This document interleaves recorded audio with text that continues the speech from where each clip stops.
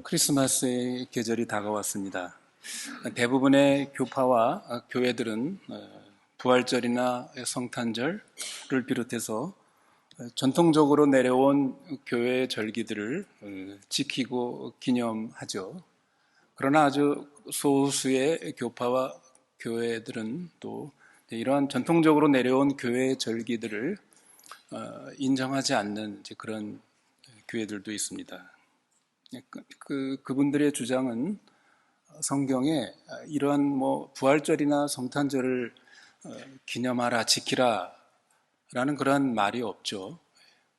주님이 제정하시고 지키라고 하신 것은 오직 성례, 세례와 성찬밖에 없다. 그래서 이런 교회의 전통적인 절기들을 지키지 않는 이런 교회들이 있습니다.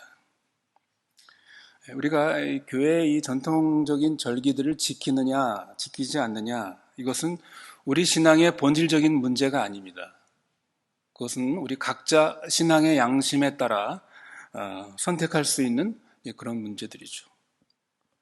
그러나 우리가 성탄절이나 이 부활절 절기를 통해서 예수님이 이 땅에 오신 의미나 혹은 예수님께서 십자가에 고난과 죽으심과 이 부활의 이런 의미들을 그런 절기를 통해서 또 한 번 다시 깊이 그 의미들을 묵상하고 깨닫고 또 은혜를 받는 것, 그리고 또 우리 자신을 돌아본다면 이런 절기들은 나름대로 유익이 있고 의미가 있는 것이죠.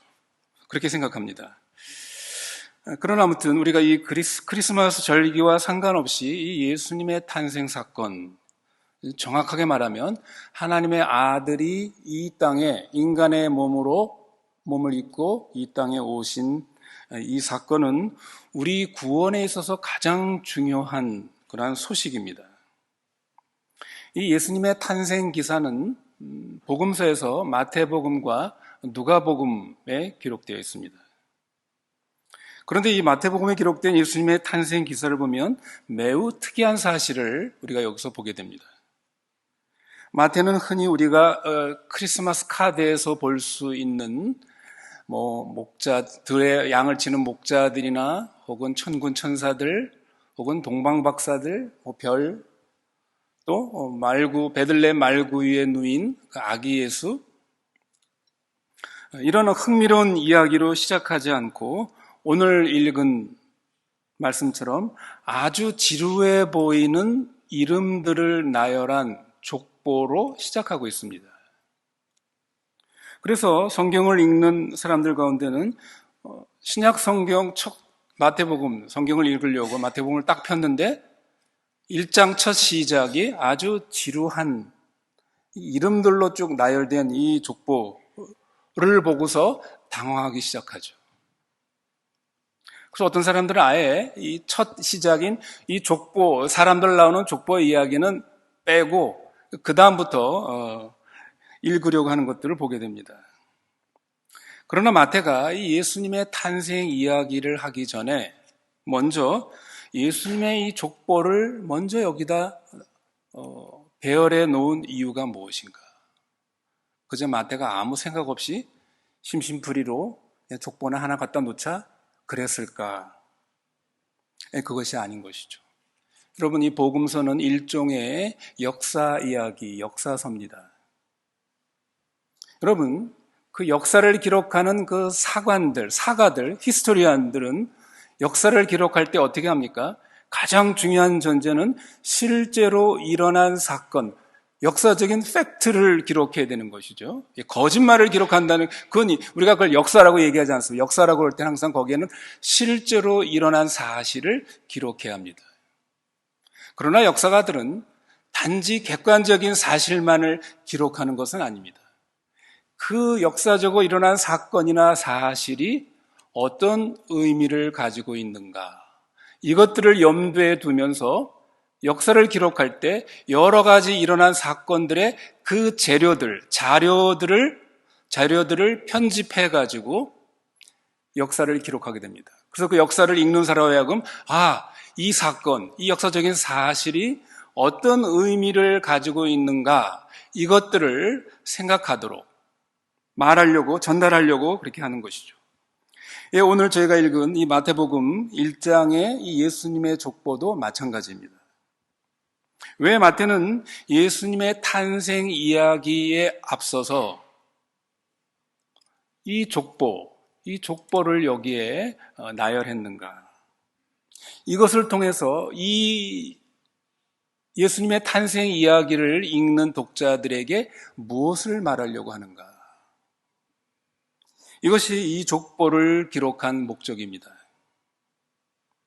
왜냐하면 이 족보의 역사는 그 다음에 언급되는 예수님의 이 탄생 이야기에 어떤 아주 중요한 메시지를 이 족보가 예수님의 탄생 사건과 중요한 관련, 깊은 관련이 있다는 것, 어떤 의미를 준다는 것을 암시하고 있기 때문입니다.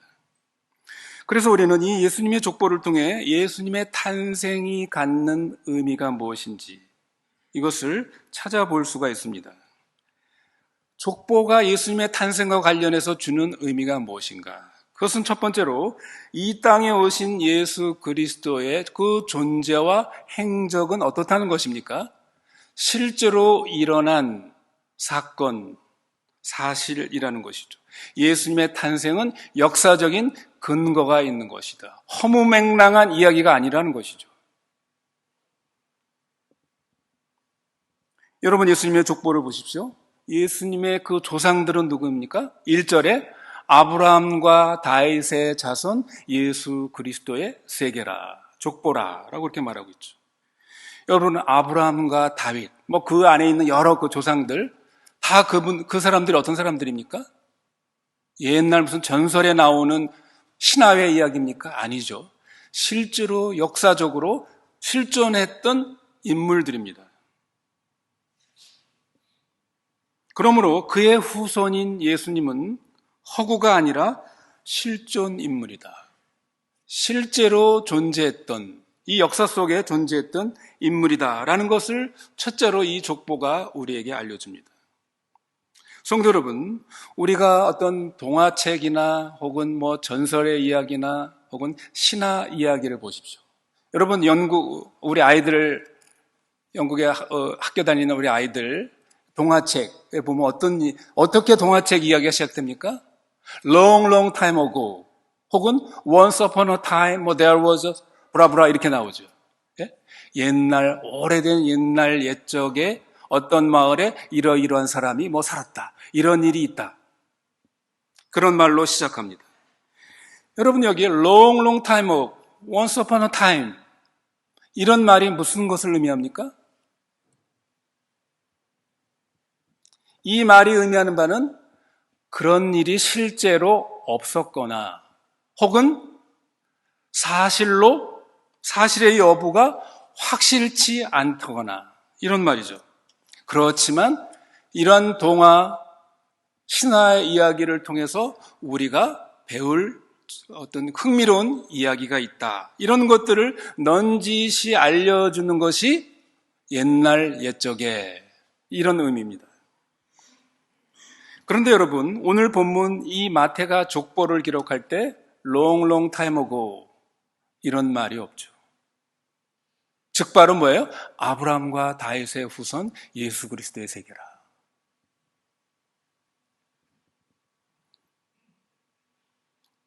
예, 아브라함, 다윗 마찬가지로 예수 그리스도도 실제로 역사적으로 실제했던, 현존했던 그런 인물이다.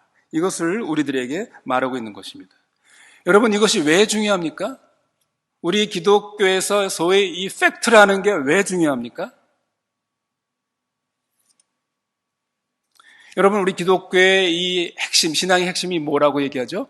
복음이라고 얘기하죠. 복음. 복음이 영어로 뭡니까? Good news죠. 좋은 소식입니다. 그러니까 우리 기독교의 핵심은 아주 훌륭한 사상이나 아주 뛰어난 어떤 도덕적인 교훈이 우리 기독교의 핵심이 아니라 기독교의 핵심은 좋은 소식. 어떤 일어난 사건이 우리에게 굉장히 좋은 기쁜 소식이다. 이것이 우리 기독교 신앙의 핵심입니다. 여러분, 소식이라는 것은 이미 일어난 사건을 전하는 것입니다. 그러나 여러분, 소위 교훈이나 충고라는 것은 뭡니까? 우리에게 뭔가를 하라고 요구하는 것이죠. 교훈과 충고는 모든 게 우리의 행동에 달려 있습니다. 그러나 소식은 어떻습니까? 이미 누군가가 어떤 행동을 했다는 것입니다. 여러분, 예를 들어서 고대 시대로 여러분이 돌아가십시오. 어느 성읍에 적군이 쳐들어왔습니다. 적군이 침입한다는 그런 어떤 정보를 입수했다고 그러면 필요한 것이 뭐죠? 아주 탁월한 뛰어난 군사 전략가가 필요할 것입니다. 그렇죠? 적군이 침입한다는 정보를 입수하면 어떻게 그 성읍에 있는 탁월한 어떤 전략가는 활 쏘는 사람은 성벽 어디에 위치하고 칼을 가진 사람, 창을 가진 사람은 어디에 위치하고 백성들은 어떤 역할을 하고 이런 것들 일일이 다 충고할 것입니다. 그리고 그렇게 해서 준비하도록 촉구할 것입니다. 그러나 여러분, 그 성읍의 왕이 그 적군을 완전히 무찔렀다고 생각해 보십시오. 그럼 필요한 게 뭡니까? 충고나 교훈이 필요한 게 아니죠. 뭐가 필요합니까? 이 승리의 소식을 전달하는 사자, 소위 메신저, 헤럴드가 필요한 것이죠. 전령꾼이 필요한 것입니다.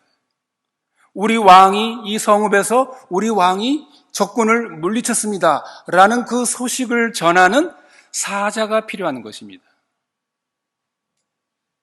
여러분, 이 사자가 헬라말로 엥겔로스입니다. 엔젤이라는 말 아시죠? 엥겔로스, 천사. 그러니까 천사도 이 엥겔로스, 사자와 같은 것이죠. 그래서 천사가 등장하여 놀라운 소식을 전하는 것을 우리가 보게 됩니다. 누가복음 2장 10절에 예수님의 탄생 사건의 소식을 엥겔로스, 사자가 전하죠. 뭐라고 전합니까? 보라, 내가 온 백성에게 미칠 큰 기쁨의 소식을 너에게 전하노라. 소식, 굿 뉴스입니다. 누군가가 우리 왕이 원수를 무찌르고 승리했다.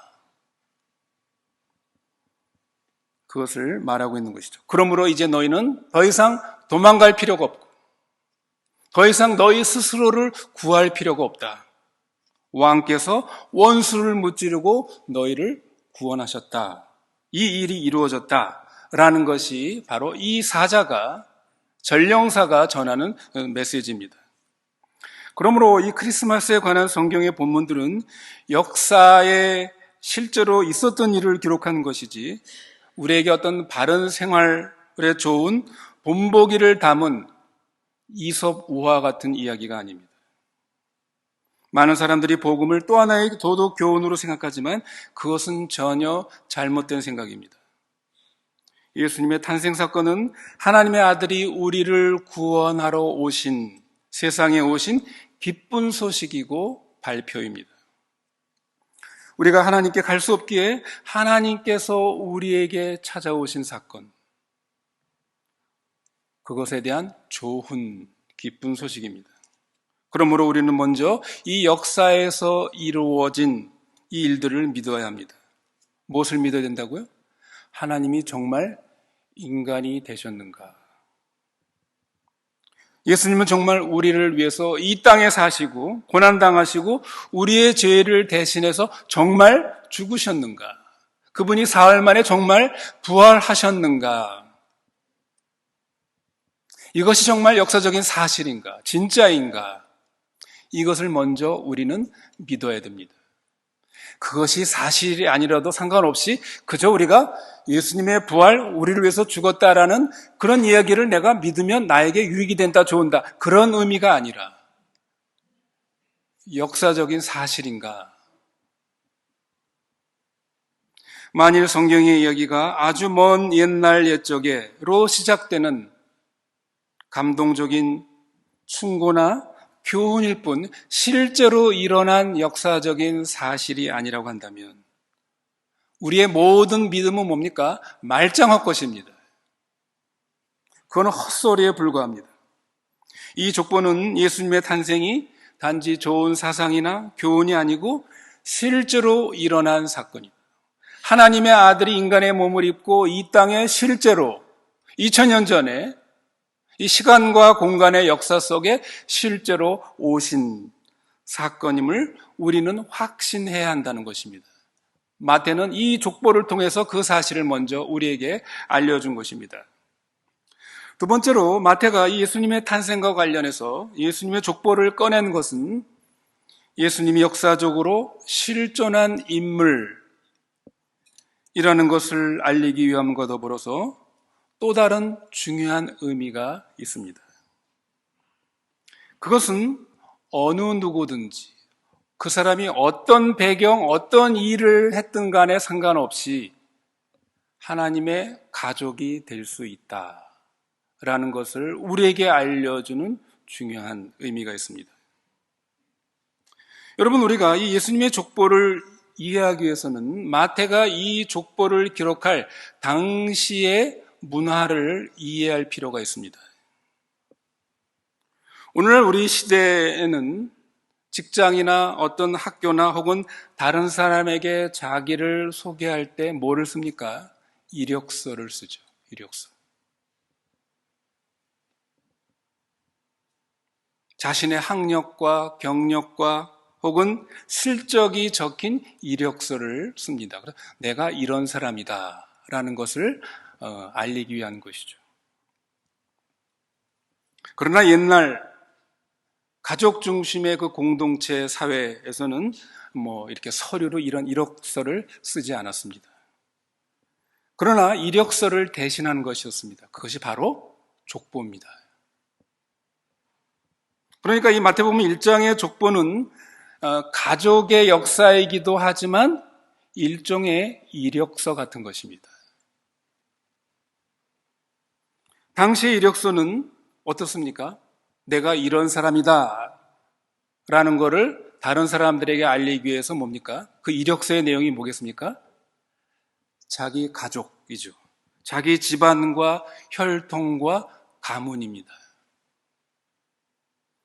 즉 자신과 관계된 사람들로 구성되어 있습니다. 이 족보를 통해서 세상 사람들에게 나는 이런 사람이다. 나는 이런 가문, 이런 혈통의 출신이다. 이것을 홍보하는 것이죠. 흥미롭게도 당시 사람들도 요즘 사람들처럼 이력서를 위조하기도 합니다.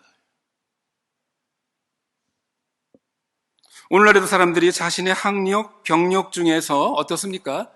좀 불리하다고 생각하는 것. 이런 건 어떻게 해요? 빼거나, 혹은 축소하거나, 혹은 과장하거나, 여러 가지로 할 수 있겠죠? 그런 경향이 있듯이 옛날 사람도 마찬가지였습니다. 우리가 잘 알고 있는 헤롯, 예수님 태어나셨을 때 헤롯 대왕이, The Great 헤롯이 있었죠.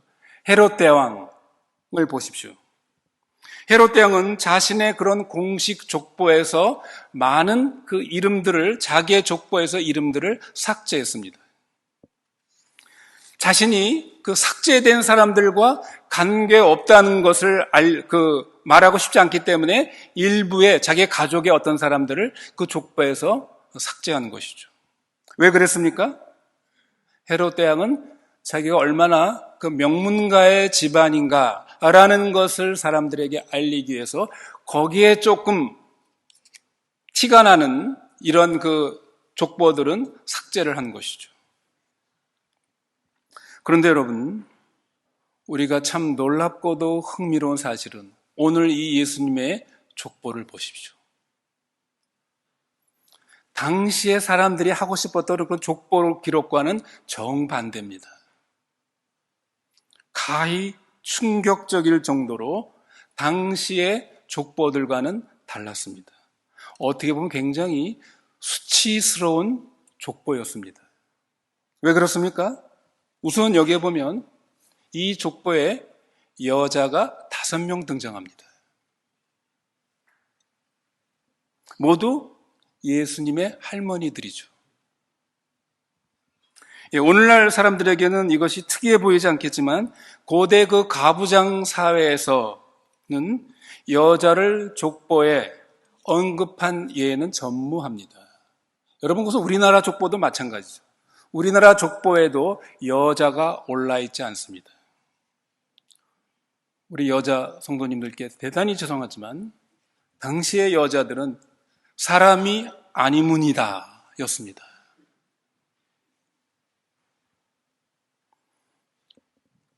더구나 5명은 말할 것도 없습니다.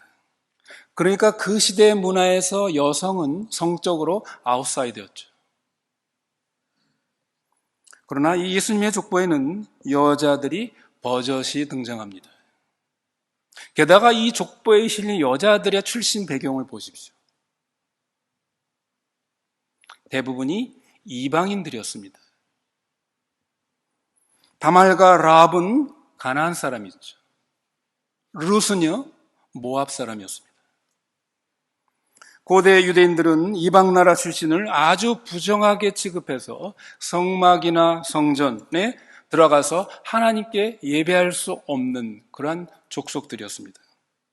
그러니까 여기에 나오는 이 여성들, 이 족보에 기록된 특징을 보면 여기에는 이 여자들은 성적으로 아웃사이더였고 종족적으로도 인종적으로도 아웃사이더들이었습니다.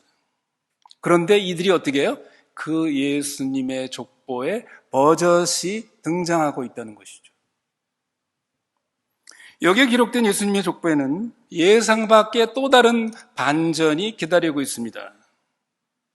특정 여인들의 이름을 밝히고 있는 것이죠. 마태는 이 이름을 통해서 일부러 독자들에게 성경의 가장 더럽고 추하고 부도덕한 사건들 가운데 몇 가지를 이 여자들의 이름을 통해서 우리에게, 이거를 읽는 사람들에게 오히려 상기시키고 있습니다. 야, 봐라, 이 족보가 이렇게 수치스럽다. 소위 우리 한국 드라마에서 단골 드라마 소재로 등장하는 게 뭡니까? 막장 드라마라고 그러죠. 출생의 비밀, 이런 거. 여러분, 예수님의 조상 가운데 등장하는 이 여인들은 어떤 여인들입니까? 예를 들면 3절에 누가 나옵니까? 유다는 다말에게서 베레스와 세라를 낳고 라고 되어 있습니다. 여러분, 이 유다와 다말의 스캔들을 아십니까? 창세기 38장을 여러분 나중에 가서 읽어보십시오. 유다와 다말은 어떤 관계죠? 시아버지와 며느리. 막장 드라마죠. 다말은 시아버지를 속여서 자신과 동침하게 만들었고 결국 임신해서 쌍둥이 베레스와 세라를 낳게 됩니다. 여러분, 그때 그 38장의 정황을 보면 이 시아버지 유다가 다말에게 저지른 불의도 분명히 거기에 나옵니다. 이런 근친상간의 행위는 성경 어디를 보나 하나님 법에 어긋난 것입니다. 예수님은 세라의 후손이 아니라 베레스의 후손인데도 불구하고 마태는 굳이 베레스와 세라를 적었고 함께 적었고 다말이라는 이름까지 거기에 굳이 포함을 했습니다. 그냥 베레스로부터 낳고 그래도 될 텐데 왜 굳이 여기에 다말로부터 베레스와 세라를 낳고 이렇게 썼을까? 분명히 마태는 이 사건의 전말을 소환하기 위해서였을 것입니다. 뭡니까? 예수님은 바로 이러한 역기능적인 가정 출신이다. 이것을 말하고 있는 것이죠. 이런 가정에서 메시아가 나왔다. 또한 5절에 나오는 이 라합이라는 여자를 보십시오. 여러분, 라합은 누굽니까? 가나안 여자였죠. 이방 여자였습니다. 그 이방 여자로도 모자라 라합의 출신이 뭡니까? 직업이 기생, 매춘부였습니다. 이런 여자가 예수님의 조상이었습니다. 그러나 이 마태복음 1장에 나오는 이 전체 족보 가운데 가장 하이라이트는 뭡니까? 6절입니다. 여기 6절에 보면 예수님의 혈통 가운데 그 유명한 다윗, 다윗이 등장합니다. 다윗 왕입니다.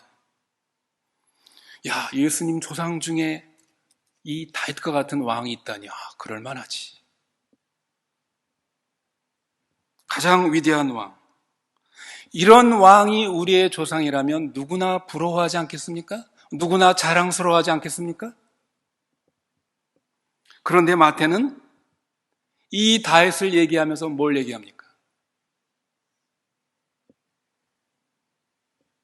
우리아의 아내에게서 솔로몬을 낳았다. 왜 이런 말을 덧붙이는 겁니까? 여러분, 이 말은 굉장히 반어법적인 것입니다. 분명히 사실이죠. 바세바는 우리아의 아내입니다. 그러나 이 반어법이라는 게 뭡니까? 그냥 일상의 표현을 하면서 그 배후에 있는 어떤 의미를 우리로 하여금 생각나게 만드는 것입니다. 그것과 대비해서 왜 그냥 여자의 이름 바세바라고 쓰지 않고 바세바에서 솔로몬을 낳았다라고 말하지 않고 우리아의 아내 바세바에게서 솔로몬을 낳았다. 마태는 이렇게 말했을까? 우리에게 이스라엘의 역사의 그 비참하고 끔찍했던 그 다윗의 역사에서 가장 숨기고 싶었던 그 사건, 그 비밀을 여지없이 이 마태는 예수님의 족보를 통해서 지금 들춰낸 것이죠. 여러분, 우리아는 누굽니까? 다윗이 자신을 죽이려고 했던 그 사울 왕을 피해 도피하고 다닐 때 일단의 남자들이 다윗에 딱 붙어가지고 다윗을 보호하고 다윗 편이 돼주어서 다윗을 지킨 몇몇의 남자들이 있었습니다. 소위 다윗의 용사들이라고 이렇게 사무엘상에서 표현하고 있죠. 우리아가 바로 그 다윗의 용사 가운데 하나입니다. 햇사람임에도 불구하고 그렇게 다윗에게 아주 충성스러운 사람이었죠. 온갖 위험을 무릅쓰고 다윗의 그 목숨을 구하는 일, 지키는 일에 충성스러운 사람이 바로 우리아였습니다. 그러나 세월이 흘러 왕위에 오른 다윗이 어떻게 했습니까? 우리아의 아내 바세바를 탐했고 결국 동침을 했습니다. 그리고 손을 써서 우리아를 죽이고 이 바세바를 자기 아내로 삼았습니다. 이 둘 사이에서 난 사람이 누굽니까? 바로 솔로몬이죠. 솔로몬이 누굽니까? 예수님의 조상입니다. 솔로몬의 후손이 바로 예수님입니다. 마태가 이 족보에서 바세바라는 이름을 빼고 굳이 우리아의 아내라고 적은 이유가 그것입니다. 바세바를 무시해서가 아니라 다윗의 치부를 드러내기 위해서였습니다. 다시 말하면 이러한 엮이는 가정, 이러한 치명적인 흠이 있는 인간에게서 메시아가 오셨다는 것을 강조하기 위함입니다. 여기 예수님의 조상들 가운데 여기에는 이런 도덕적 아웃사이더들이 있습니다. 간음과 근친상간과 매춘을 저지른 이런 남녀가 예수님의 족보, 조상에 들어 있습니다. 이런 모든 사람들은 모세의 율법에 따라 하나님의 존전에 나갈 수 없는 사람들이었습니다. 그럼에도 불구하고 이 모든 사람들이 어떻게 해요? 예수님의 조상으로 공공연히 인정된 것입니다. 성도 여러분, 이러한 족보가 의미하는 것이 무엇입니까? 세상의 어떤 문화나 상류사회나 심지어 하나님의 법에 배제된 사람도 예수님의 가족으로 받아들여질 수 있다라는 것을 이 족보가 우리에게 보여주고 있습니다. 우리의 혈통이나 우리의 행위는 중요하지 않습니다. 설령 어떤 무서운 끔찍한 죄를 졌다 할지라도 상관없습니다. 하나님 앞에 용서받지 못할 죄는 없다는 것을 이 족보를 통해서 우리에게 보여줍니다. 우리가 어떤 사람이고 어떻게 살아왔든 관계없습니다. 아무리 그 사람이 도덕적인 오점이 많아도 괜찮습니다. 주님께만 오면 됩니다. 회개하고 예수를 믿으면 주님께서 그의 모든 죄를 눈처럼 희게 해 주실 수 있습니다. 여러분, 예수 그리스도의 그 은혜는 우리의 모든 죄를 덮고도 용서하고도 남을 만한 그러한 능력의 위력적인 그런 힘이 예수님의 그 구속의 은혜, 능력 속에 있는 것입니다. 그래서 우리를 하나님과 연합시킬 수가 있는 것입니다. 반면 다윗을 보십시오. 다윗은 왕이고 권력자였습니다. 또한 여자가 아니라 남자였습니다. 이방인이 아니라 유대인이었습니다. 빈민이 아니라 최고의 권력자였습니다. 하지만 이 마태의 족보가 보여주시지 역시 다윗도 하나님의 은혜가 필요한 자, 하나님의 은혜로만 예수님의 가족 안에 들어올 수 있었습니다. 다윗의 악행은 어떤 여기에 언급하는 여자들의 행한 것보다 더 악했습니다. 그럼에도 불구하고 다윗은 하나님의 은혜로 건재한 것입니다. 예수 그리스도 안에는 창녀와 왕, 남자와 여자, 유대인과 이방인, 서로 다른 민족이나 도덕적인 사람과 부도덕한 사람 모두가 다 대등합니다. 모두가 다 똑같이 하나님의 잃어버린 사람들입니다. 잃어버린 죄인들입니다. 똑같이 하나님의 은혜로 사랑받고 받아들여질 수 있습니다. 여러분, 마태복음 1장의 족보는 계속해서 누구는 누구를 낳고 계속 낳고의 연속입니다. 여러분, 우리가 그 성경을 읽을 때 지루하게 느껴지죠. 그러나 이것이 바로 하나님의 은혜입니다. 누구에게나 하나님의 은혜가 성경에 나오는 이런 부도덕한, 불의한, 여러 가지 하자가 많은 인간이라 할지라도 하나님의 자비가 계속해서 낳고처럼 은혜가 계속해서 뚝뚝뚝 떨어지는 것을 우리가 여기서 목격하게 되는 것입니다. 히브리서 2장에 보면 히브리서 저자는 그렇게 말합니다. 그러므로 예수께서 그들을 형제라 부르기를 부끄러워하지 아니하시고 라고 되어 있습니다. 우리는 예수님의 형제가 되기가 지극히 부끄러운 사람들입니다. 예수님 같으신 분이 우리의 가족이라, 우리의 형제라, 우리는 부르고 싶겠습니까? 그러나 예수님께서는 우리를 향하여 내 형제라 부르기를 부끄러워하지 않는다고 그렇게 얘기했습니다. 족보를 기록한 이 세 번째 의미는 메시아가 오신다는 이 약속이 성취되기까지는 많은 오랜 시간의 과정이 걸린다는 것을 이 족보가 우리에게 또한 알려줍니다. 여러분, 예수님은 아브라함의 자손입니다. 여러분, 예수님과 아브라함의 시간의 간격을 보십시오. 어느 정도입니까? 약 2000년의 시간의 간격이 있습니다. 하나님께서 아브라함에게 내 씨를, 후사를 주겠다. 그 씨를 통해서 모든 사람이 복을 얻게 하겠다라고 그랬는데 그 약속이 성취되는 것은 그 씨가 언제 드디어 나타나게 됩니까? 2000년 후였죠. 사실 그거보다 더 멀리 올라가죠. 창세기 3장 15절에 하나님께서 아담과 하와의 타락 이후에 어떤 약속을 합니까? 여자의 후손이 너의 머리, 뱀의 사탄의 머리를 상하게 할 것이다. 그렇게 말하고 있죠. 훨씬 더 시간에 훨씬 더 멀리 올라갑니다. 그러나 어떻습니까? 때가 참해.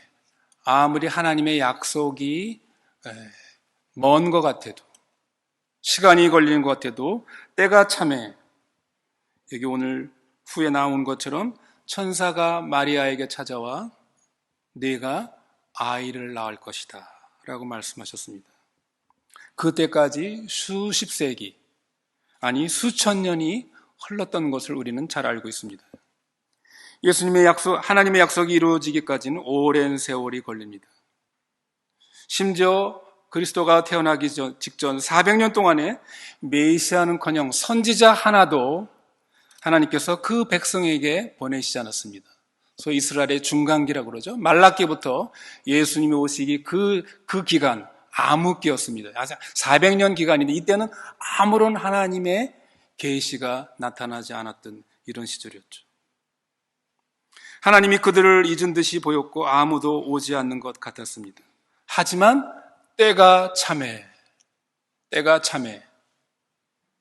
그분이 오신 것입니다. 성도 여러분, 우리는 우리의 시간표로 하나님을 판단할 수 없습니다. 더디어 보일 수 있으나 하나님은 결코 약속을 잊지 않으십니다. 일하시는 속도가 아주 느리거나 아예 약속을 망각하신 듯 보일 수 있지만 하나님의 약속은 반드시 실현됩니다. 그리고 그 약속이 이루어지는 과정은 우리의 상상을 초월합니다. 물론 우리는 이렇게 말할지 모릅니다. 하나님은 아마도 내게 약속을 지키시겠지만 나는 그분께 약속을 지키지 못했습니다. 나는 이미 내 인생을 망쳤고 회복이 불가능합니다. 하지만 여러분, 오늘 이 족보를 보십시오. 여기는 2절에 누가 나옵니까? 여러분, 야곱이라는 인생을 보십시오. 야곱은 유다를 낳았고 유다가 바로 메시아, 예수님의 조상이 되죠. 여러분, 야곱이 자식을 어떻게 낳았습니까? 야곱은 거짓말로 아버지를 속이고 형 에서의 몫인 장자의 권리를 가로챘습니다. 이 사기극 때문에 야곱의 가족은 분열됐습니다. 에서는 동생을 죽이려고 해서 야곱은 고향을 떠나 오랜 시간 동안 도피를 했습니다. 야곱은 가족을 잃고 죄값을 톡톡히 치렀습니다. 하지만 이런 모든 일이 있었기 때문에 이런 모든 과정을 통해서 결국 야곱은 레아를 만나게 됩니다. 레아를 통해서 유다라는 아들이 거기에 나오게 되는 것이죠. 그래서 메시아의 조상이 된 것입니다. 성도 여러분, 참으로 이러한 하나님의 신비로운 경륜, 신비로운 섭리를 우리는 여기서 보게 되는 것입니다. 야곱은 잘못을 저질렀고 그 대가를 치렀습니다. 그러나 하나님은 우리의 죄보다, 야곱의 죄보다 훨씬 더 크신 분이십니다. 그분은 우리의 모든 추악함과 미련함과 죄까지도 다 사용하셔서 자신의 선하신 약속을 이루셨습니다. 여러분, 하나님께는 차선이란 없습니다. 모든 게 하나님에게는 최선입니다. 최고입니다. 여러분, 이 족보가 말하는 것이 무엇입니까? 오랜 시간이 걸리는 것도 하나님의 뜻과 하나님의 약속을 이루는 하나님의 섭리의 과정임을 이 족보가 우리에게 말해주고 있습니다. 미국의 뛰어난 시인이었던 롱펠로우라는 시인이 있죠. 이 롱펠로우는 아주 멋있게 이 하나님의 섭리의 과정을 시적으로 아주 아름답게 표현했습니다. 뭐라고요? 하나님의 맷돌은 천천히 돌지만 아주 고운 가루로 만드신다. 여러분, 너무나도 멋있는 말이죠? 하나님의 맷돌은 천천히 돌지만 고운 가루를 만드신다. 시간이 걸리는 것 같아도 결국 하나님은 자신의 선한 목적을 정확히 이루어내신다 라는 그런 뜻 아니겠습니까? 말씀을 맺습니다. 하나님은 약속을 잊은 듯 보이지만 그러나 그분의 때에 이루시는 반드시 이루십니다. 그리고 그 이루실 때 그 방식은 우리의 상상을 초월합니다. 여러분, 약속하신 메시아가 오신 이 사건을 생각해 보십시오. 하나님이시자 왕이신 그분이 태어난 곳은 놀랍게도 우리의 예상과는 다르게 궁전이 아니라 마구간이었습니다. 모든 기대에 어긋나는 방법이었지만 그렇게 연약한 모습으로 오셔서 십자가에 달려 죽으셔야만 우리의 구원을 이루실 수가 있었습니다. 하나님은 우리를 향한 약속을 지키셨습니다. 그렇기 때문에 우리는 요한이 말한 것처럼 영접하는 자, 곧 그 이름을 믿는 자들에게는 하나님의 자녀가 되는 권세를 주셨으니 이 하나님의 약속을 우리는 신뢰할 수 있습니다. 또 우리의 구원을 우리가 확신할 수 있는 것입니다. 그것은 우리의 믿음이나 어떤 우리에게 있는 것이 아니라 하나님의 그 신실하심, 하나님의 그 성품에 근거한 것입니다. 이 성탄의 계절에 하나님의 아들이 이 땅에 그 오심의 의미를 저희가 깊이 묵상하고 은혜를 새롭게 깨닫고 감사하는 그런 시간이 되시기를 바랍니다. 또한 동시에 우리가 그 은혜를 받은 자로서의 합당한 삶이 무엇인지, 그 부르심에 합당한 삶, 걸맞는 삶이 무엇인지, 이런 삶을 다시 우리가 제대로 살기를 다짐하는 저와 여러분이 되시기를 바랍니다.